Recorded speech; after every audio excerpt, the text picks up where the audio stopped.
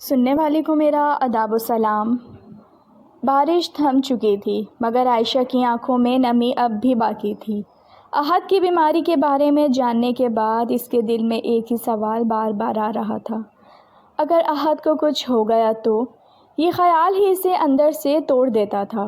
اگلے دن عائشہ نے احد کو کال کی مگر فون بند تھا۔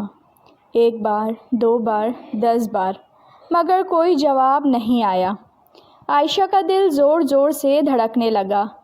اسی پریشانی میں وہ سیدھا احد کے گھر پہنچ گئی۔ دروازہ احد کی امی نے کھولا۔ ان کے چہرے پر عجیب سی اداسی تھی۔ آنٹی، احد کہاں ہے؟ عائشہ نے گھبراتے ہوئے پوچھا۔ احد کی امی کی آنکھیں بھر آئیں۔ بیٹا، احد ہسپتال میں ہے۔ یہ سنتے ہی عائشہ کے قدمے تلے زمین نکل گئی۔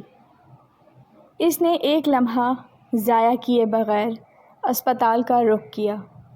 اسپتال کے کمرے میں عجیب سی خاموشی تھی۔ مشینوں کی آواز سنائی دے رہی تھی۔ عائشہ نے کانپتے ہاتھوں سے دروازہ کھولا۔ سامنے احد بستر پر لیٹا ہوا تھا۔ اس کے چہرے پر کمزوری صاف نظر آ رہی تھی مگر عائشہ کو دیکھتے ہی وہ مسکرا دیا۔ تم آ گئیں؟ عائشہ کی آنکھوں سے آنسو بہنے لگے۔ پاگل ہو تم، اتنی بڑی بات مجھ سے چھپائی کیوں؟ احد نے آہستہ سے اس کا ہاتھ تھام لیا۔ کیونکہ میں تمہیں روتا ہوا نہیں دیکھ سکتا۔ کچھ دیر بعد ڈاکٹر کمرے میں آیا۔ اس نے احد کی رپورٹس دیکھیں اور سنجیدہ لہجے میں کہا، ہم پوری کوشش کر رہے ہیں مگر اگلے چند دن بہت اہم ہیں۔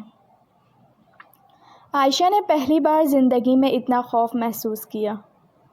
اسے لگا جیسے وقت اس کے ہاتھ سے پھسل رہا ہو۔ اس رات عائشہ اسپتال میں ہی رک گئی۔ احد سو چکا تھا۔ عائشہ اس کے پاس بیٹھی اسے دیکھ رہی تھی۔ اچانک اس کی نظر میز پر رکھی ایک ڈائری پر پڑی۔ اس نے ڈائری کھولی۔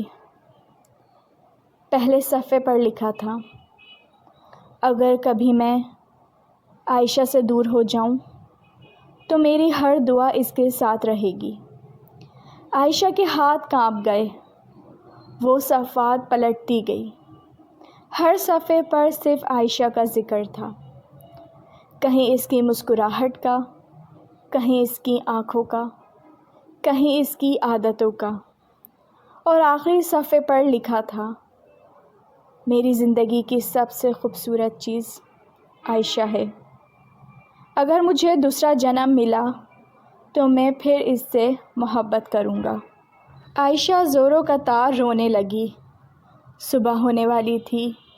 احد کی آنکھ کھلی تو اس نے عائشہ کو روتے دیکھا۔ ارے، تم پھر رو رہی ہو؟ عائشہ نے آنسو پونچھے اور مسکرانے کی کوشش کی۔ پھر اچانک اس نے اپنی انگلی سے ایک چھوٹی سی انگوٹھی اتاری۔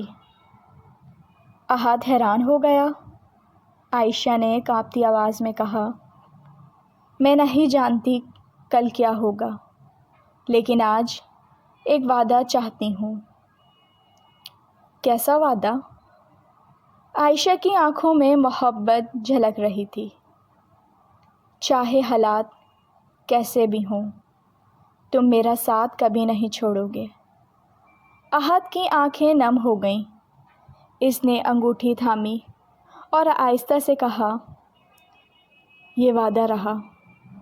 لیکن اسی لمحے کمرے کے باہر کھڑا ڈاکٹر ایک نئی رپورٹ ہاتھ میں لیے پریشان نظر آ رہا تھا۔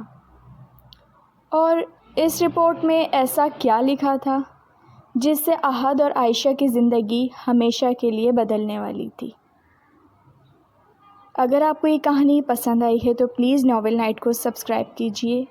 کمنٹس کر کے بتائیں کہ آپ اس کا اگلا پارٹ سننا چاہیں گے۔ اجازت دیجیے۔ اللہ حافظ۔